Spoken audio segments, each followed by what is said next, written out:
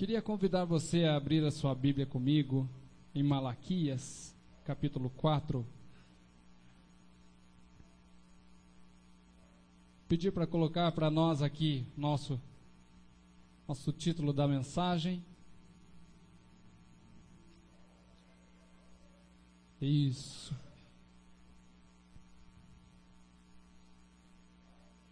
Às vezes nós ouvimos muito se falar sobre conversão para se converter a Jesus.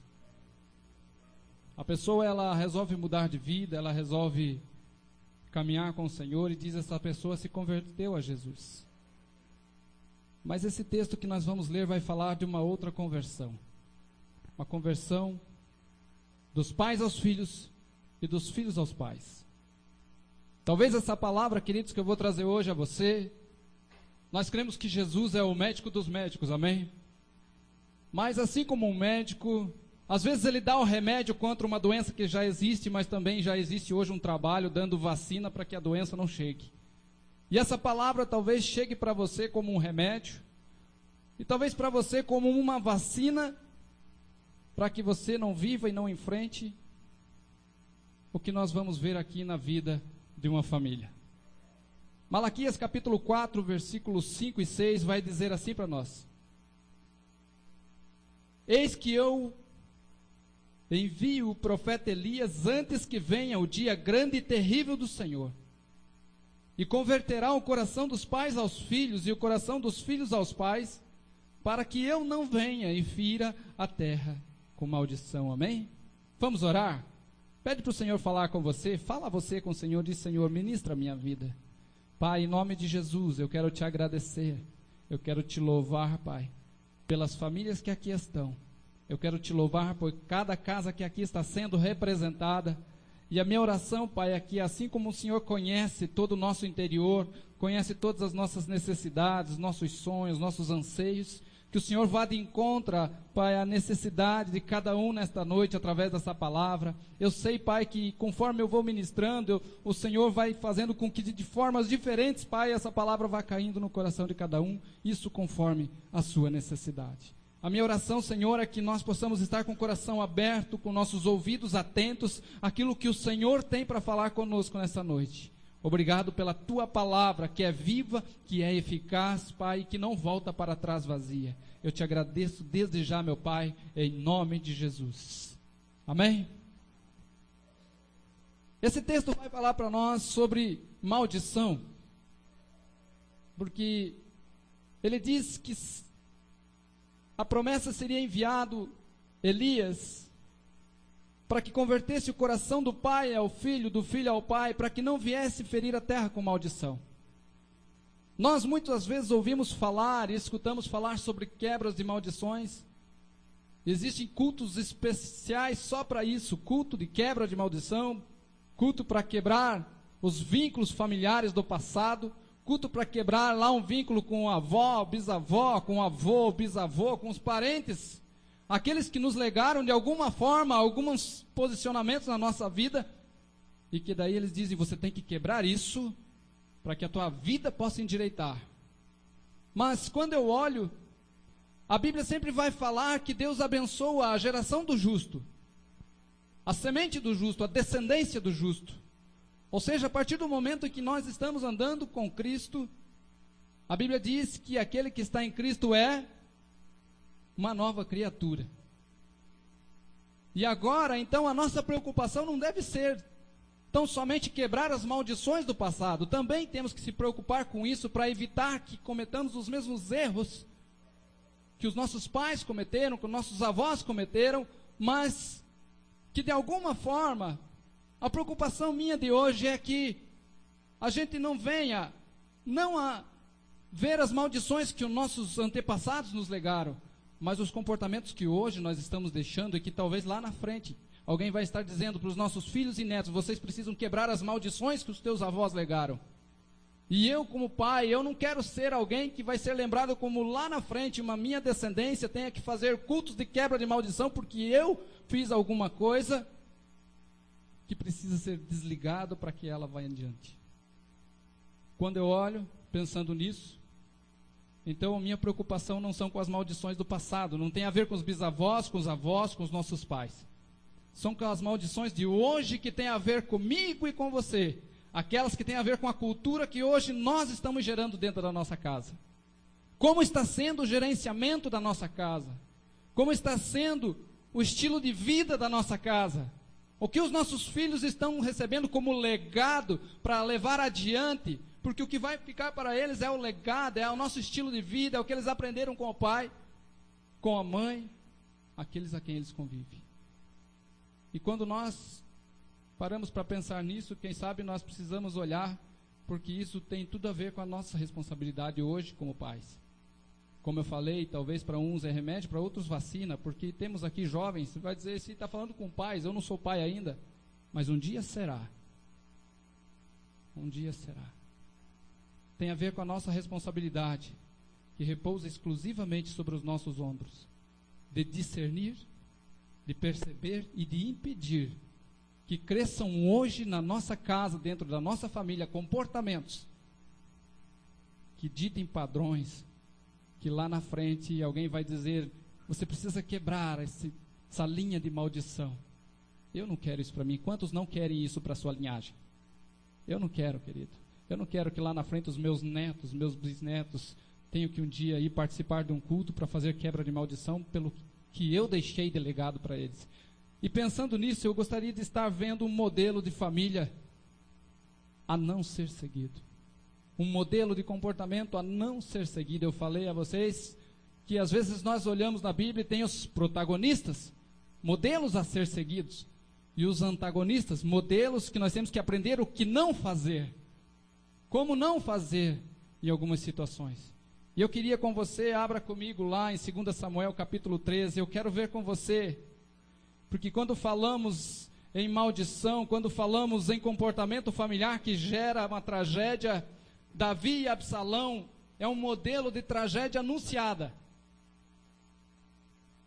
Davi e Absalão constituem o melhor e mais trágico exemplo de um pai e um filho que não conseguiram a seu tempo, e na hora apropriada discernir algo extremamente maligno que começava a crescer na relação deles. Eles não conseguiram durante o seu momento de vida, o seu tempo de vida, quando se iniciou uma semente de amargura, trabalhar dentro da sua casa essa semente de amargura, para que isso não se transformasse numa tragédia. Raízes de amargura. 2 Samuel capítulo 13, nós vamos estar falando, não vou ler esses textos, porque nós vamos ir do capítulo 13 até o 18 para terminarmos o que nós queremos, então só vou ir citando para você. Mas Davi e Absalão deixaram que as raízes de amargura, que o ódio, a destruição e a morte fossem desencadeando no relacionamento deles uma mudança radical, não só na vida deles, mas na família inteira.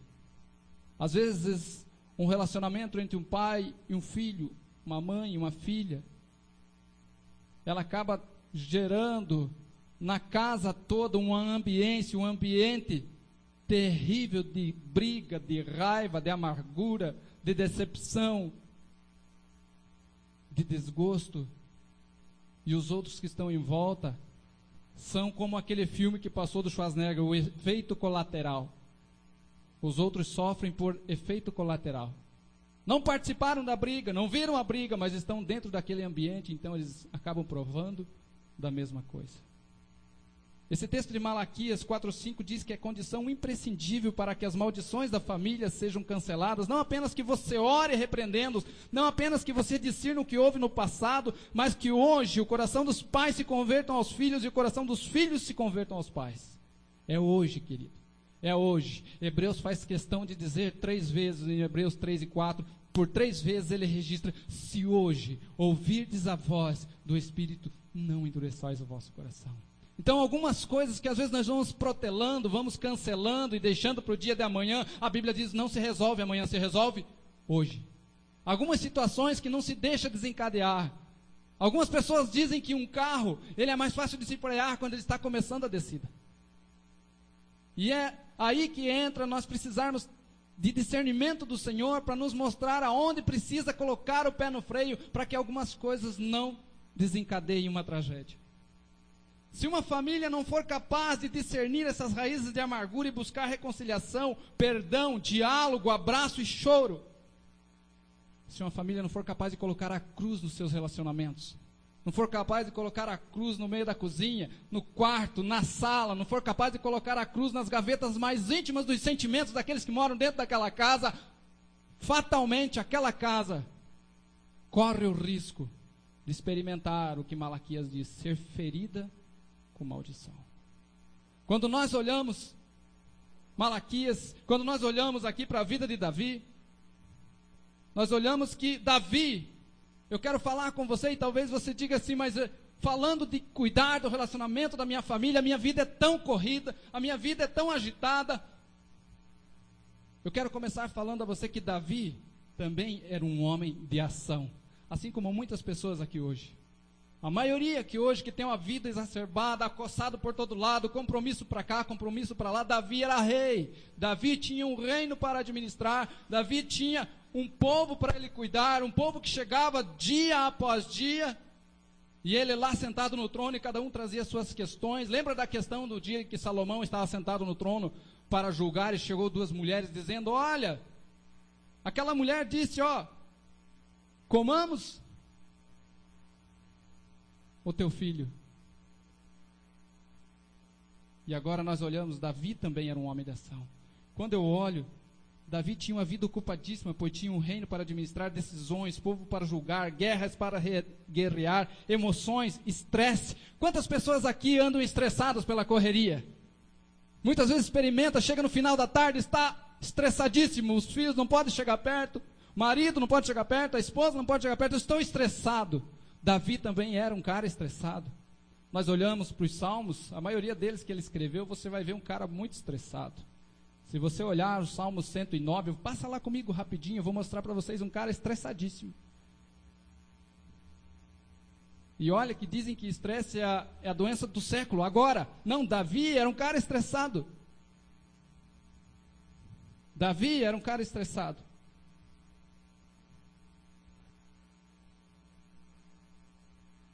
Só um cara que está estressado com as situações, com as circunstâncias, com aquilo que está acontecendo na sua vida é capaz de escrever um salmo desse jeito. Salmo 109 diz assim, ó Deus do meu louvor, não te cales, pois a boca do inimigo e a boca fraudulenta estão abertas contra mim, tem falado contra mim uma língua mentirosa. Eles me cercaram com palavras odiosas e pelejaram contra a minha causa. Em paga do meu amor são meus adversários, mas eu faço oração. Deram-me mal pelo bem e ódio pelo amor. Põe em cima do meu inimigo um ímpio, e Satanás esteja à sua direita. O cara não está estressado? O cara não está bravo com o patrão? O cara não está bravo com o sujo? Ele diz, olha, eles pagaram bem com mal? Pois então, põe um inimigo do seu lado. Põe Satanás à sua direita. Quando for julgado, saia condenado, e em pecado se lhe torne a sua oração. Sejam poucos os seus dias, e outro tome o seu lugar. Sejam órfãos os seus filhos, e viúva a sua mulher. Olha, o cara está arrebentado, o cara quer matar todo mundo. Se ele pegasse aqui, ele poderia ser chamado daquele cara que entrou no colégio com um revólver lá, com vários tambores lá, dando tiro em todo mundo. Eu estou nervoso, eu estou com ódio. Esse era Davi nesse salmo, estressadíssimo. E ele continua dizendo assim, lance o credor, mão de tudo quanto tenha, e despojem os estranhos do seu trabalho. Não haja ninguém que se compadeça dele, nem haja quem favoreça os seus órfãos. Desapareça a sua posteridade, e o seu nome seja apagado na seguinte geração. Esteja na memória do Senhor a iniquidade de seus pais, e não se apague o pecado da sua mãe. Antes estejam sempre perante o Senhor, para que faça desaparecer a sua memória da terra. Não vou nem continuar. Tal não está estressado, Davi? Tal não está nervosinho, Davi? Ele não está igual quando você chega às vezes na sua casa. Então o estresse, querido, não é uma doença desse século. O estresse já vem pegando os homens desde o passado. Então Davi era um homem de ação. Como muitas pessoas que hoje têm seu tempo cronometrado para vencer o seu dia a dia. Davi também era um pai muito bem intencionado. Sabe como que eu vejo isso? Vamos olhar os nomes que ele deu aos seus filhos. Hoje eu vejo até alguma preocupação de correr, vamos escolher o nome, mas raramente alguém se preocupa com o que significava o seu nome. Naquela época não, o nome trazia uma carga do que aquela pessoa seria, do que aquela pessoa iria ser na sua vida, o que o pai queria que seus filhos fossem. E Davi, então, mostra ser um pai bem intencionado, queridos. Quando nós olhamos lá, o primeiro filho dele, Amnon, o significado de Amnon é fiel. Sabe por quê? É o primogênito, vai herdar o meu trono, e se vai herdar o meu trono, tem que ser alguém que seja fiel. Segundo filho, Quiliabe. Se alguém aqui tem alguém grávido aqui, bom nome, Quiliabe. Sabe o que significa?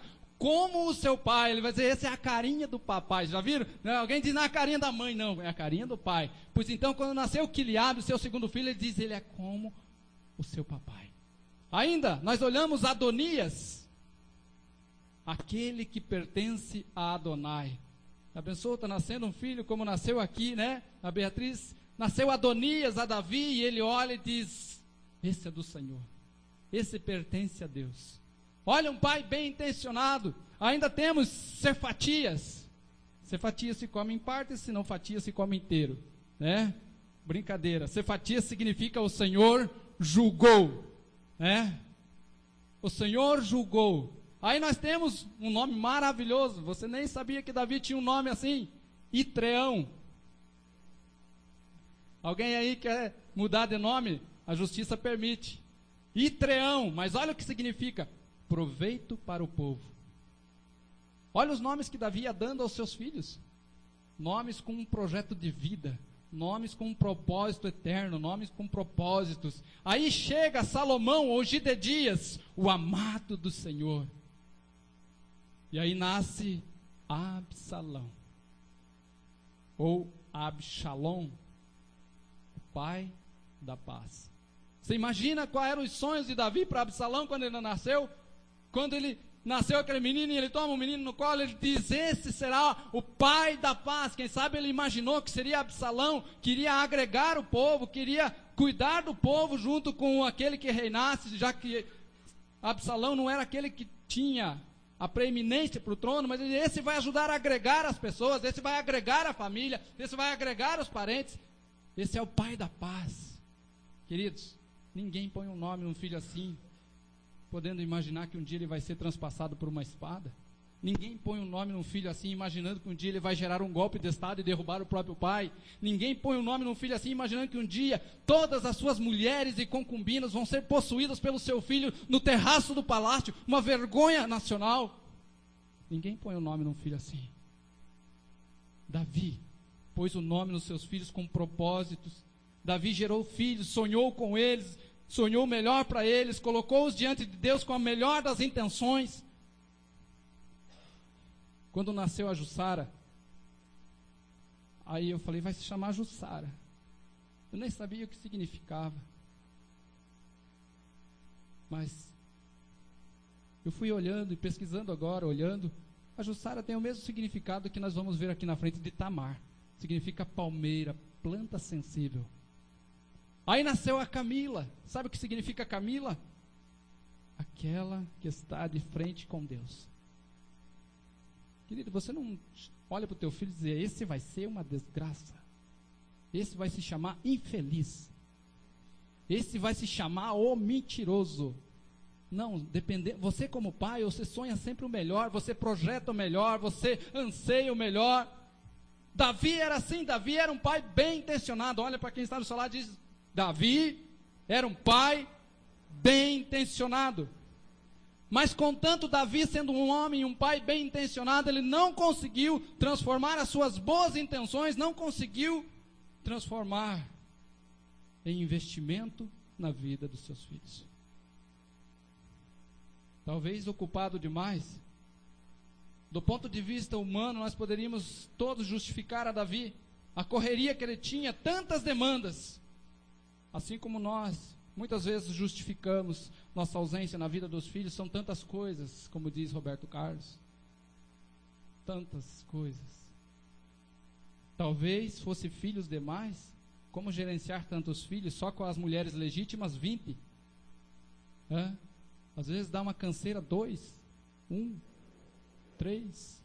Imagine um homem gerenciar 20 filhos, talvez fosse filhos demais, por isso ele não foi capaz de dar investimento à vida dos filhos, talvez ausente demais, os filhos só se encontravam com o pai em eventos reais, só formalismo, reverência, nada de intimidade, nada daquela conversa sentada à beira da mesa, nada daquela conversa sentada à beira da cama.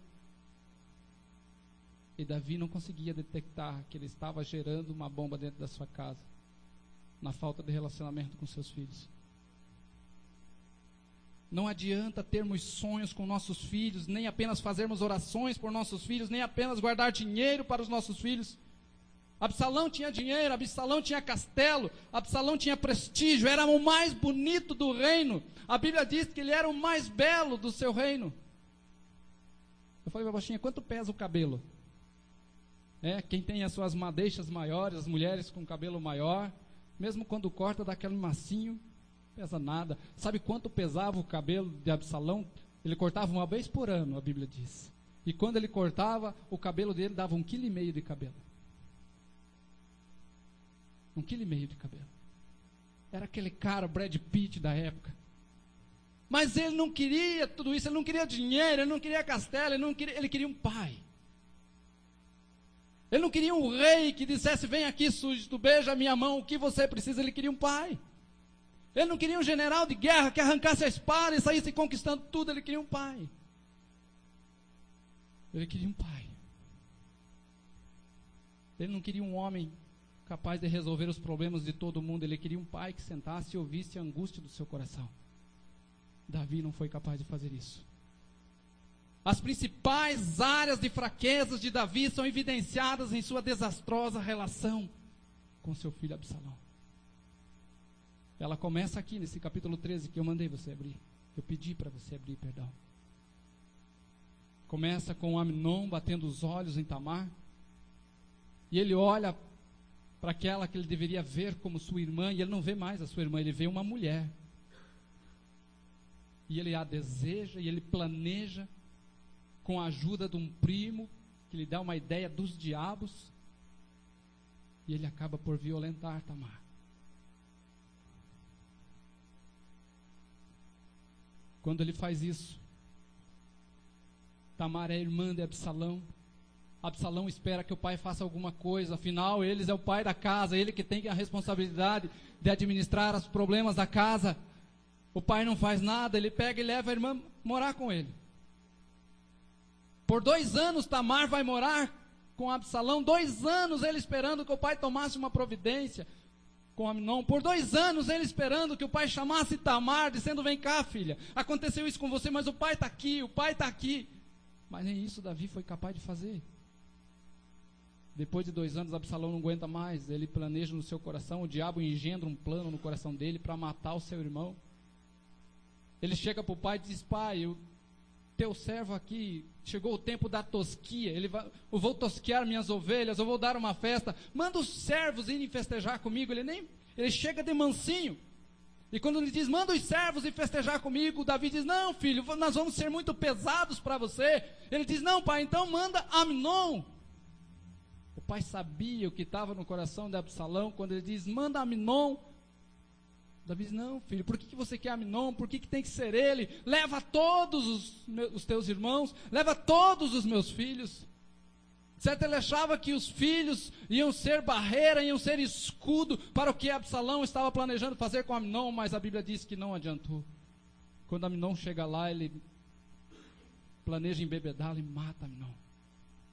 Quando ele mata Amnon, ele foge. Ele foge para a casa do avô. Quando ele foge para a casa do avô, lá na casa do avô, um tal de Talmai, ele fica 3 anos lá esperando que o pai o chame, que o pai o confronte, que o sacuda, dizer, o que você fez? Como é que você pode fazer isso? É a nossa casa, é a nossa família. Ele espera 3 anos o pai tomar um propósito, o pai tomar uma providência, o pai se posicionar. Por 3 anos Davi não se posiciona. Ele chama Joabe, dá um grito para Joabe e diz, assim não dá. E Joabe vai, planeja a volta dele e ele volta a morar a 2 quilômetros da casa de Davi. Só que Davi diz assim, ele pode voltar, mas ele não vai ver o meu rosto. Não quero nem olhar na cara dele. O texto que nós lemos ali de Malaquias diz que a primeira conversão não é dos filhos aos pais, é dos pais aos filhos. O primeiro passo de perdão, o primeiro passo de reconciliação, o primeiro passo de conserto não é do filho, porque o pai tem que ser exemplo, tem que ser modelo. E Davi diz, ele pode voltar aqui, mas eu não quero nem olhar na cara dele. Aí volta Absalão, morar a 2 quilômetros do pai, passa 2 anos de novo. O pai não o chama. Ele de novo usa Joabe como porta-voz, ele manda chamar Joabe já sabia o que o rei queria, ele não vai. Sabe o que ele faz para poder levar Joabe para perto dele e dar o recado?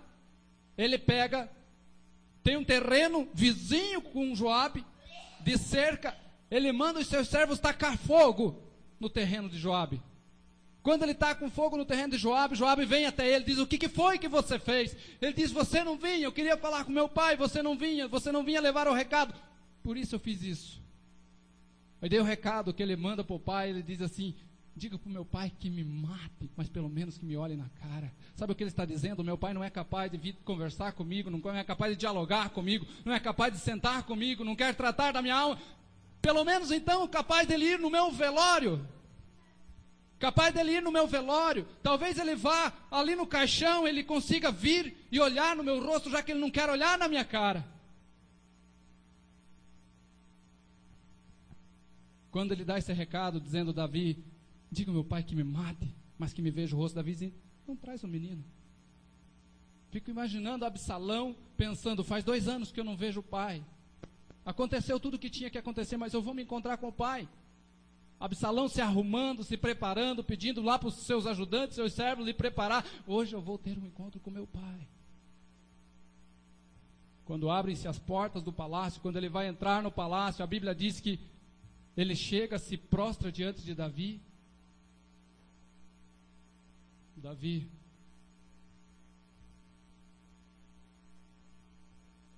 chega, dá um beijo no rosto e vai embora. Um estrupo, uma morte, ódio, amargura, crise instalada, e o rei acha que pode resolver com um beijinho e manda o filho embora. A partir daí você vai ver, se você olhar, que aí começa Absalão a engendrar no coração uma revolta. Ele sai tão irado daquele lugar que ele sai para a rua e começa a dizer assim, não há justiça, não há rei reinando. Se eu fosse rei no lugar do meu pai, vocês iam ter justiça. Mas o que está prevalecendo é o emocionalismo do meu pai. Passou o dia da raiva, passou o dia do emocionalismo, não há mais justiça, não há mais coerência para as atitudes do meu pai. Quando nós olhamos isso, Absalão começa a chamar o coração do povo para ele. É declarado rei em Hebrom. Olha onde ele vai começar, para que você entenda o que é uma amargura. Quando Samuel ungiu Davi rei, ele passa um tempo cuidando das ovelhas, e o primeiro lugar que ele é ungido rei é lá em Hebrom. E agora Absalão diz, eu vou quebrar todo o cartaz que meu pai tinha, e eu vou começar onde ele começou, e onde ele começou eu vou sair dali quebrando todos os paradigmas, vou sair dali quebrando toda a estrutura que o meu pai tem, se apoiando para estar no trono. E ele vai e começa, a Bíblia diz que ele é declarado rei lá em Hebrom, lá onde Davi foi declarado rei por primeiro. Quando ele é declarado rei em Hebrom, a Bíblia diz que ele, com o seu exército, vem contra Jerusalém. Davi foge. Quando Davi foge, ele foge, mas não sem deixar alguém infiltrado lá dentro para dar planos errados ao seu filho Absalão. Eles dão um plano, persiga o teu pai, segue ele, para que você elimine o inimigo. Ele ouve esse plano desastroso, a Bíblia diz que ele vai atrás de Davi, seu exército é destruído. Mas quando Davi sabia que seu filho vinha contra ele, ele chega para Joabe, e diz a Joabe, olha, faça qualquer coisa, mas poupa o jovem Absalão. Mas Joabe já não aguentava mais aquela lenga-lenga do rei. Nós não vamos falar disso, mas se você for ler a bronca que Joabe dá quando Davi chora por causa de Absalão, ele diz, olha, se você continuar chorando, eu tiro o teu trono. Teu irmão não conseguiu, teu filho não conseguiu, mas eu tiro o trono de você. Joabe não aguentava mais aquilo que o rei não conseguia consertar, e quando Absalão então foge, seus cabelos ficam presos em uma árvore, Joabe chega e mata Absalão. Quando a notícia chega até Davi, alguém chega e diz: olha, o exército foi destruído. Ele diz: e como é que passa o jovem Absalão? Alguém diz: ele foi transpassado. Joabe matou ele. Aí a Bíblia diz que Davi sobe no terraço, chora, grunhe, geme, diz: Absalão, Absalão, meu filho Absalão, como eu quisera morrer por ti, meu filho Absalão.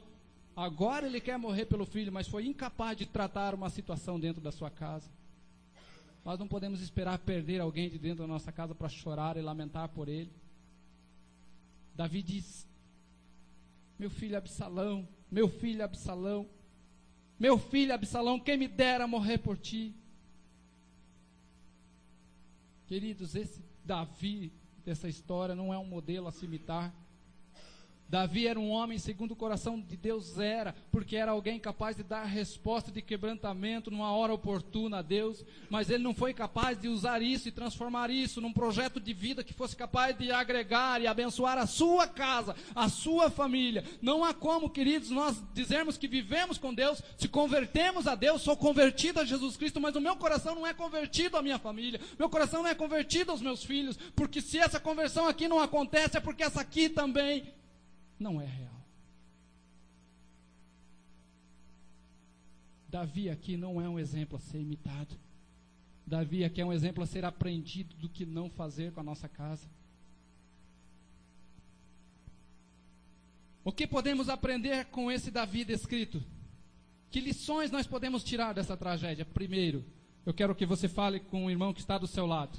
Diz assim: Davi transferia sempre responsabilidades intransferíveis. Era o que Davi fazia.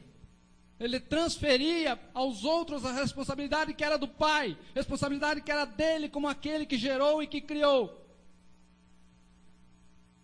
Isso pode acontecer sutilmente na nossa vida corrida, filha. Isso pode acontecer sutilmente nessa vida agitada que cada um leva. De coisas que são intransferíveis ser transferidos para terceiros. Primeiro, Davi transferiu a responsabilidade de apaziguar o coração de Absalão aos filhos.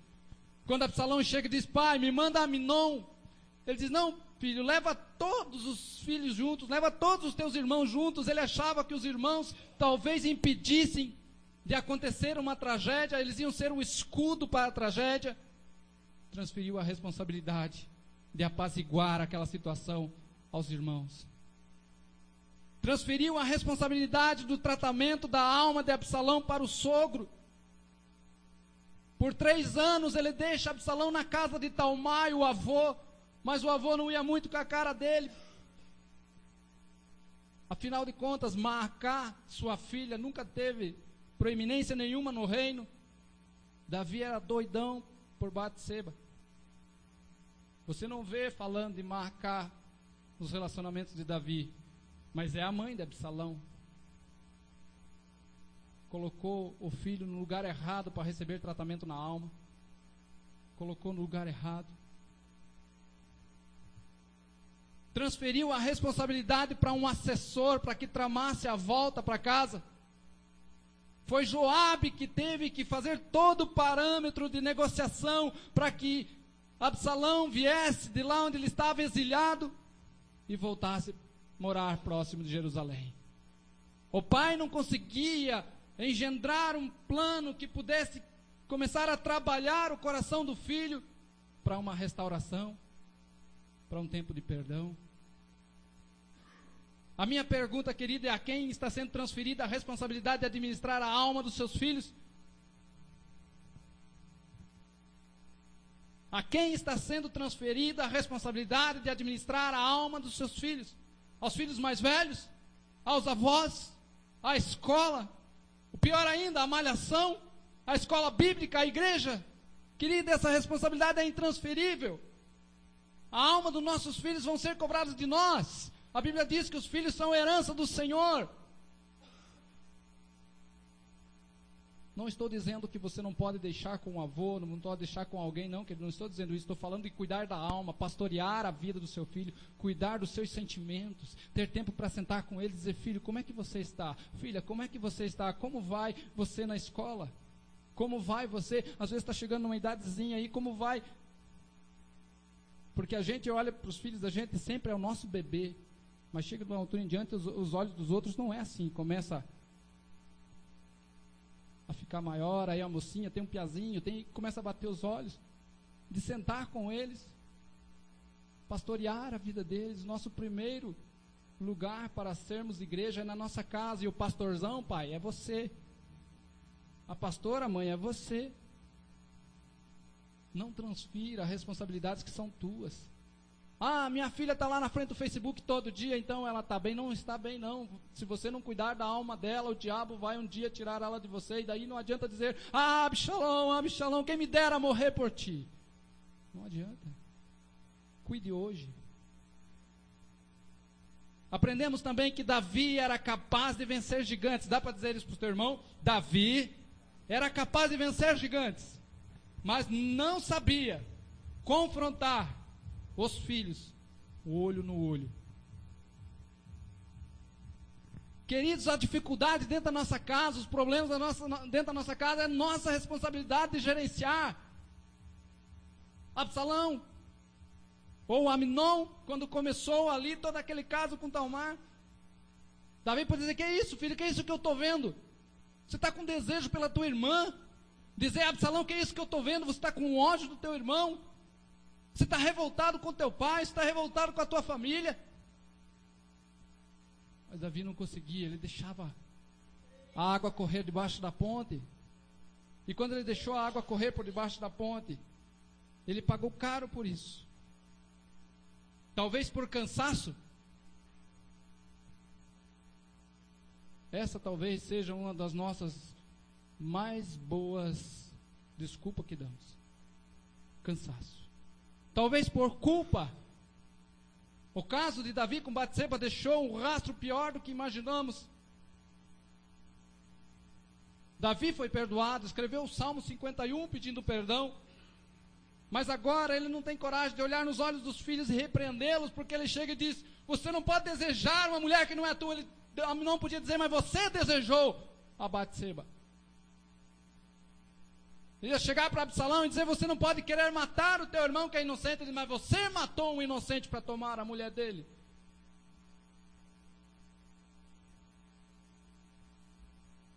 Chegar a Joabe e dizer: você não podia ter matado o meu filho. Ele diz: mas você me mandou uma carta dando ordem de pena de morte a alguém que nem sabia que ia morrer. Talvez aquele caso de Davi deixou marcas que não deixavam mais ele olhar nos filhos e repreendê-los. Deixa eu dizer a você, a Bíblia diz que aquele que está em Cristo é uma nova criatura. As coisas velhas já passaram e eis que tudo. Não aceite isso o dia que você tiver que chegar diante dos seus filhos e tratar com eles. De dizer: não, eu não vou confrontá-lo, porque se eu confrontá-lo, ele vai jogar no meu rosto o que eu fui e o que eu era. Eu não vou falar com ela, porque ela vai jogar os meus pecados do que eu fiz.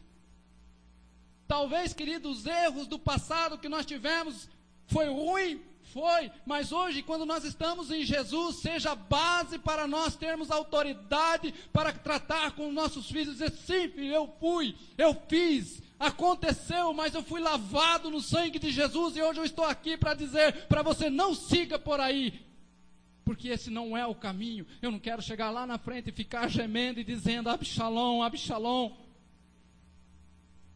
Não aceite a acusação do diabo quando você tiver que confrontar os seus filhos, quando você tiver que sentar frente a frente com ele e tratar em verdade, tratar de um assunto que você diz: não, se eu tratar agora eles vão me confrontar. Não aceite a acusação do diabo. Davi não confrontou Amnon no caso do incesto com a irmã, não confrontou Absalão antes de matar o seu irmão, quando todo Israel sabia que ele iria matar o seu irmão. Não confrontou Absalão depois da morte de Amnon, por 3 anos esteve desterrado. E Davi diz: eu não quero lhe olhar na cara. Não confrontou Absalão quando na sua volta o filho exilado mora a 2 quilômetros da sua casa. Não confrontou Absalão quando este exigiu ver o pai face a face. O que foi que isso gerou no coração de Absalão? Toda essa indiferença do pai? Uma bomba. Bomba do ódio. Bomba da revolta. Da amargura sufocada. Da revolta mal resolvida. Fertilizada todos os dias pelo diabo. Usando pessoas à volta de Absalão, dizendo: é isso mesmo. Teu pai não merece mais estar no trono. Teu pai não pode mais estar no trono. Primeiro, ele gerou ódio em relação ao pai por causa da sua irmã Tamar. Como pode o papai ficar calado? Como pode o papai não falar nada? Aconteceu um estrupo dentro da casa e o pai não faz nada. Só porque não era a filha de Batseba. Poderia ter nascido isso no coração de Absalão. Se tivesse sido filha de Batseba, talvez papai tivesse feito alguma coisa. O ódio foi tão grande, queridos, que depois que ele mata Amnon e ele foge e fica exilado por 2 anos, a Bíblia sempre fala do nascimento dos homens da casa. A Bíblia diz que nasceu 3 filhos e uma filha a Absalão lá no exílio. Não narra o nome dos filhos, daí disse que a filha ele deu o nome de Tamar. Ele disse: papai tem filha, põe o nome dela de Tamar, palmeirinha, planta frágil e não cuida dela. A minha nasceu, se chama Tamar. Eu quero ver a Amnon vir tocar nela. Quero ver nascer um Amnon para tocar na minha filha. Olha o que ele está dizendo quando ele põe o nome de Tamar na sua filha. Ele está dizendo: nessa aqui eu quero ver tocar. Papai foi frouxo. Papai não conseguiu cuidar da palmeirinha dele, mas eu quero ver tocar na minha palmeirinha. É essa mensagem que Absalão está mandando com o nome que ele dá a Tamar. Depois nasceu o ódio com o pai em relação à sua causa em particular. Ele não consegue entender como seu pai não foi capaz de tomar nenhuma atitude, a não ser exilar, dizer: sai daqui, vai morar longe, fica lá longe, eu não quero nem olhar na cara. Essa não é a história lá de 2000 anos atrás, essa é a história de hoje. Que às vezes é mais fácil nós dizermos: não quero te olhar na face, do que tratar olho no olho. Nenhuma tentativa de tratamento da sua alma. Ele chega ao ponto de dizer: fale para o papai que me mate, mas que tenha coragem de me olhar na cara. Pensou um filho dizer isso? Fala para o meu pai que ele pode me matar, mas que pelo menos ele tenha coragem de olhar na minha cara. Talvez ele não consegue me olhar na cara vivo, ele que me mate, porque daí ele me olha no rosto morto.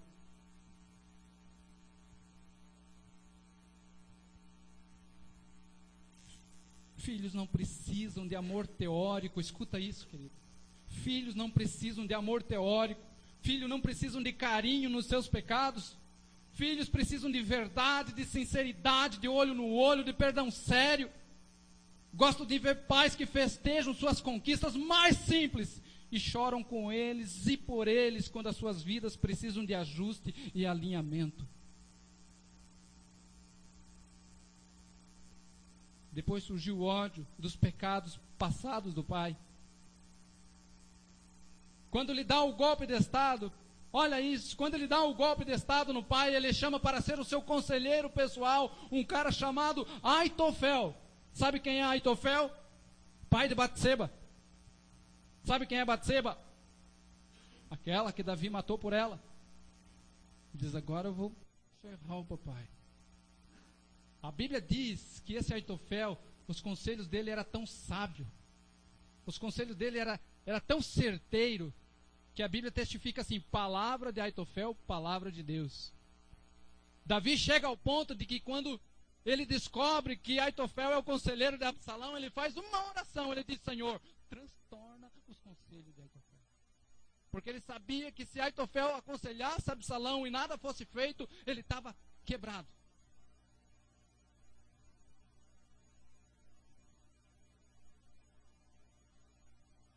Sabe qual foi o conselho que Aitofel deu?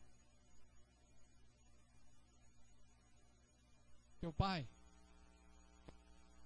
o que ele fez com a minha filha às escondidas e depois matou meu genro, faz com as mulheres dele no terraço. Teu pai adulterou escondido com minha filha. acabou com a minha casa, acabou com a minha família. Pois então, pega as mulheres e concubinas deles, sobe no terraço e possui elas no terraço com telão, para que Israel veja, para que a vergonha seja manifestada. Esse foi o conselho de Aitofel. Ora quem ele estava pegando. Depois saiu o ódio dos amigos do pai. Ele passa a ter ódio de Joabe, o general de Davi. Como general do exército, no lugar de Joabe, que era o general de Davi, que foge com Davi, na fidelidade com Davi, sabe quem ele chama? Um cara chamado Amassa. Sabe quem era Amassa? Amassa era filho de um relacionamento adúltero de uma tia de Joabe. Ele está lavando a roupa suja do reino. Ele está jogando no ventilador a podridão do reino. Olha o ódio instalado no coração dele. A tragédia de Davi e Absalão deve nos ensinar hoje algumas coisas básicas. Básicas para que nós venhamos colher a colheita que Davi colheu. Primeiro, quero que você repita isso com quem está ao seu lado, se possível, o marido para a esposa e a esposa para o marido. Diz assim: só o que nos salva da tragédia familiar é a nossa conversão aos nossos filhos. O que salva uma família da tragédia é a conversão não só a Deus, mas a conversão dos pais aos filhos e depois dos filhos aos pais. Não basta ter boas intenções com eles, não adianta dar nomes inspiradores para eles, não adianta trabalhar por eles, não adianta orar por eles, e Deus cuida deles. Deus diz: eu coloquei na tua mão para você cuidar, infeliz. É necessário se converter a eles para que a terra não seja ferida com maldição. Pais convertidos aos filhos não transfere responsabilidades, nem para o melhor avô, nem para a melhor avó, nem para filho mais velho, nem para a escola mais cristã, nem para a igreja mais ungida, nem para o pastor mais santo. O filho que foi dado a você é teu, a filha que foi dada a mim é minha responsabilidade, é minha, não é de mais ninguém. Pais convertidos aos filhos não minimizam o poder da amargura familiar. Vai ser a briguinha de irmão, daqui a pouco eles se acertam. Eles não se dão muito bem agora, mas quem sabe lá no futuro tudo vai dar certo. Não. A autoridade está em você para dizer: vamos sentar hoje, vamos resolver hoje, essa casa tem que ter paz. A Bíblia diz que Jesus enviou os seus discípulos, diz: vai de casa em casa, e diz: paz seja convosco. Se essa paz não voltar de lá para cá, nem entre lá. Olha o que Jesus estava dizendo aos seus discípulos: uma casa em guerra, não adianta nem anunciar o evangelho para esta casa. Ele diz: chega de casa em casa, diz: paz seja convosco. Se não for recíproca essa paz, bata o pó do pé e vá para casa, porque não adianta chegar e pregar o evangelho nessa casa.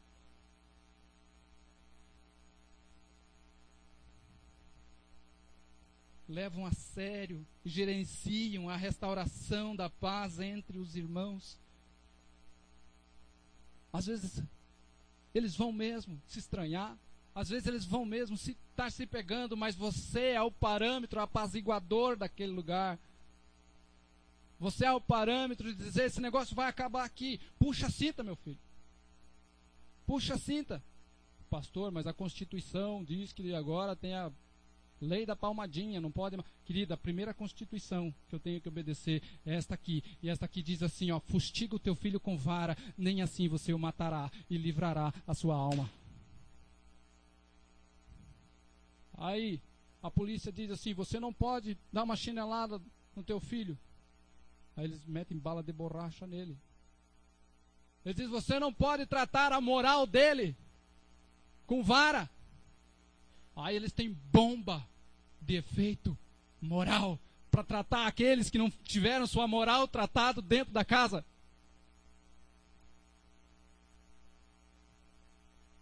Quando os fariseus disseram: não pregue mais esse nome, falaram para os discípulos, eles disseram assim: Mais importa obedecer a Deus do que aos homens. Queridos, eu não estou me rebelando contra o nosso governo, não. Estou dizendo isso para você, mas a Bíblia diz que mais importa obedecer ao homem do que a Deus. Quando a constituição do homem fere a constituição de Deus, eu fico com a de Deus. Você tem autoridade para puxar da vara e dizer: vem cá vocês dois. Vocês estão brigando? Vocês estão brigando? Vem cá. Vou dar uma razão para vocês. Vocês estão chorando porque um bateu no outro? Pois agora eu vou dar uma razão para vocês. Não na ira, não na raiva. Vou chegar aí já já.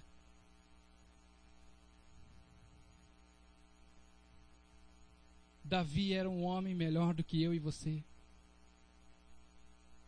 Quando nós olhamos para a palavra, as coisas que Davi fez diante de Deus, as coisas que ele experimentou diante de Deus, eu tenho que dizer, Davi era um homem muito melhor do que eu, melhor do que nós, em termos de dar respostas para Deus.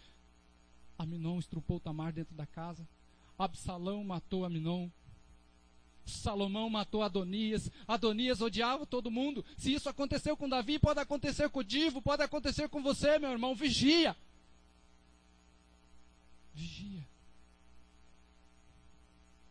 Pais convertidos aos filhos exorcizam isso, tratam disso, oram por isso, choram acerca disso e gastam tempo cuidando disso enquanto há tempo. Pais convertidos aos filhos não reagem a eles apenas emocionalmente. A Bíblia diz que Davi, quando as coisas aconteciam dentro da casa, ele ficava irado, tão nervoso. Passava a raiva, ele não fazia mais nada. Ficou cheio de ódio de Absalão, mandou Absalão embora. Aí depois nós encontramos lá um texto dizendo que ele agora sentia saudades de Absalão. Mas não fazia nada para reaproximar o seu filho.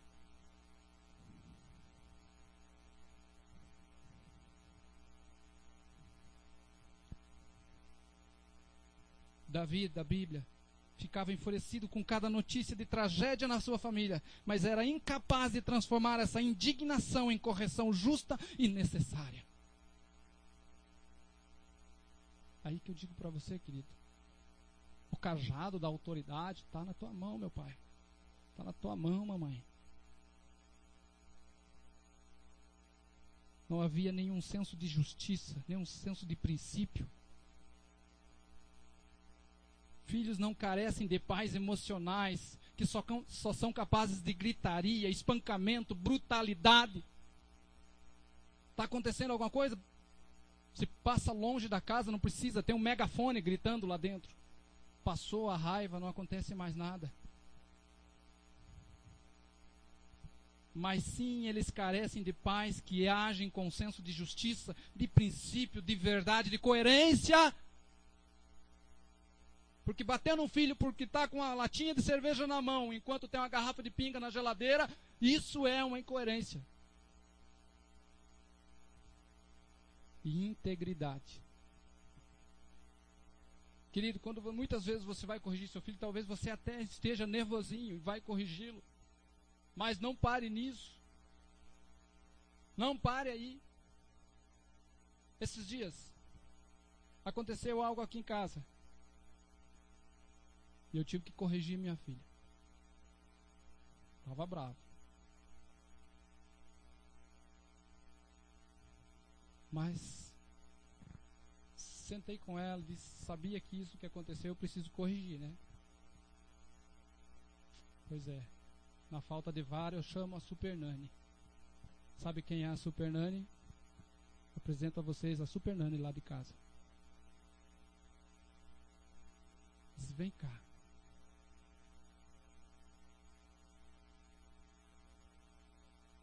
Passado o choro, talvez você diga, o filho vai te odiar, vai ter raiva de você. Passado o choro, falei, filha, vem cá, senta aqui.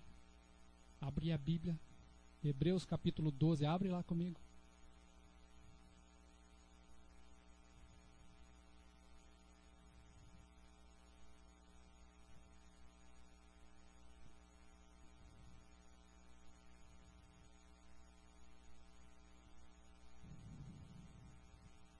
Hebreus capítulo 12.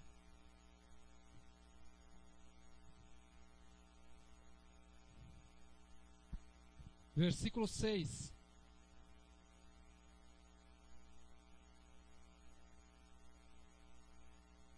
Porque o Senhor corrige o que o ama, o que o ama, e açoita qualquer que o recebe por filho. Se suportais a correção, Deus vos trata como filho. Porque que filho há que o pai não corrija? Mas se estáis sem disciplina, da qual todos são feitos participantes, então não são filhos, são bastardos. Filha, está vendo isso daqui? O que aconteceu aqui hoje é porque eu te amo. É porque eu não quero te ver perdido, é porque eu não quero ver você errando na vida. E vou te dizer uma coisa, já que eu estou te alertando, hoje foram 5. Com reincidência dobra. Olhou para mim e falou, está guardado? Hoje foram 5. Em caso de reincidência, você já sabe. Porque toda vez que for preciso eu repreender e açoitar o meu filho para levá-lo aos caminhos do Senhor, eu vou fazer sem nenhuma dor no coração, sem nenhum constrangimento, triste por ter que fazê-lo. Mas assim como Deus faz conosco, eu faço com meu filho. Mas não só porque está com raiva, debulha o pau no filho, bate nele e depois é incapaz de chegar e dizer, filho, vem cá, sabe por que isso aconteceu?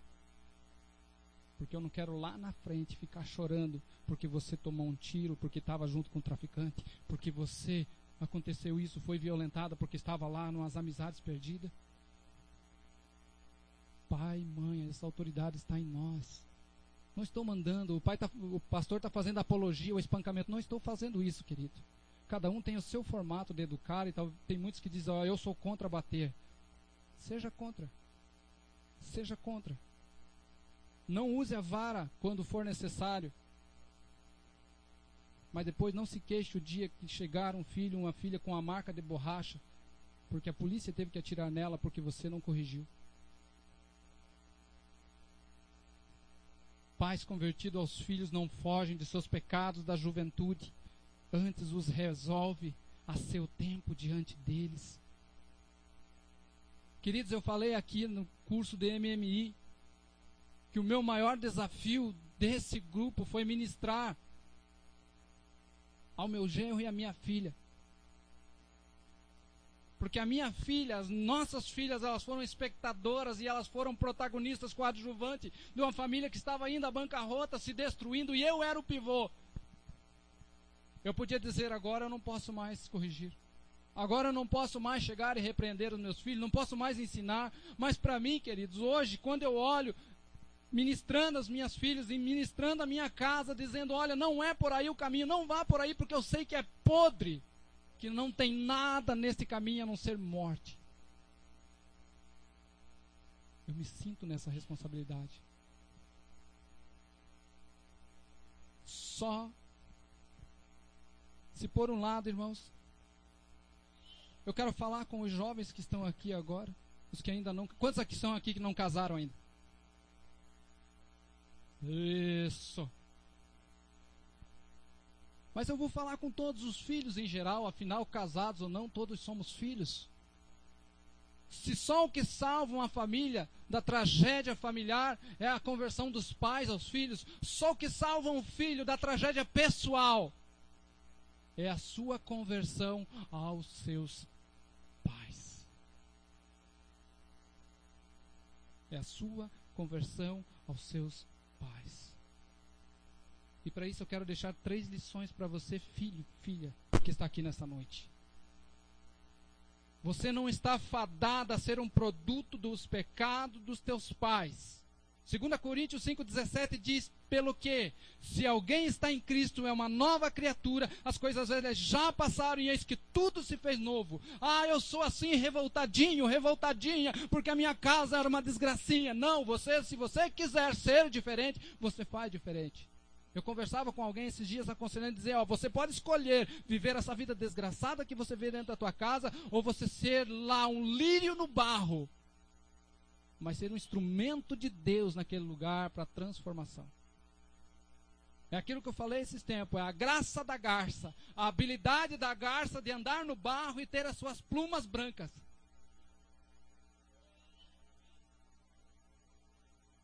Segundo, filho, Você não deve nunca pensar que o tempo é suficiente para sarar feridas. Se há alguma ferida familiar, alguma amargura, trate hoje. O Espírito Santo diz, trate hoje. Tem alguma coisa lá na tua casa, alguma desavença, qualquer coisinha. Salomão deixou as coisinhas passarem, quando ele viu era um monstro. Trate, porque Deus é capaz de restaurar todas as coisas. Não, deixe assim, o tempo cura. Queridos, o tempo não cura. Ele só ameniza. É só ali uma mina enterrada. Esses dias nós recebemos um convite. Doido, mas recebemos. Conversamos com o casal que estava lá na Índia, lá, os nossos sobrinhos que foram para a Índia, aqueles que estiveram aqui. Eles disseram, vocês querem vir para cá? Vão para o Camboja. Vocês estão loucos? Camboja? Lá naquele lugar que se dá um passo, bum! Dá mais um passo, bum! Onde ficou cheio de minas enterradas naquele lugar. Falei, muito obrigado. Piraquara é perigoso, mas nem tanto. Camboja não, né? Mas sabe, é você cuidar.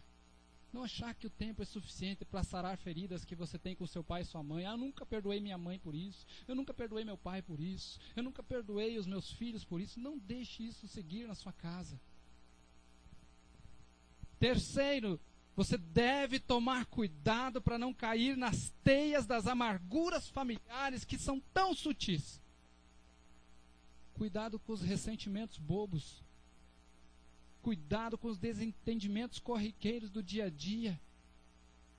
Eles crescem rápidos, queridos. Nós estávamos com a reunião aqui do conselho ontem. Aí quando saímos aqui, ficamos parados ali. Eu não quero errar se foi a irmã Cátia ou foi a Éride, que olhou para cima e viu. Quem viu aquele enxame que tem de vespa ali? Já viram, né? Foi a irmã que olhou ali e viu? Foi a irmã Hilda, né? Ela falou, nossa, como está grande. Queridos, há 3 meses atrás chegou ali um enxaminho desse tamanho assim, ó, de vespa. Poxa, Jesus estava querendo falar com alguém. Com o Wagner.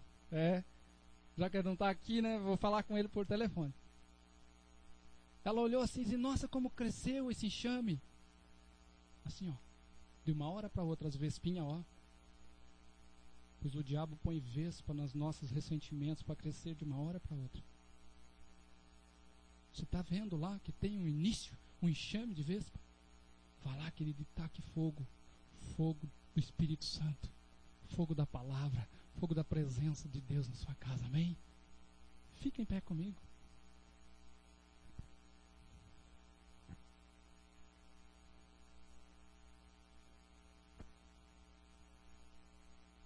Zé, eu vou te liberar para ficar lá, Zé. Vou sai daqui. Ai, brincadeira. Eu tenho um vídeo para colocar aqui. Eu quero que as famílias estejam juntas. Se você olhar alguém que não está com a família, adote ele, porque nós cantamos aqui que nós somos da família de Deus. Passe mais à frente aqui no próprio PowerPoint. Isso, nós temos um vídeo aqui. Apaga essa luz aqui. E depois que você ver esse vídeo, eu quero concluir dizendo assim para você.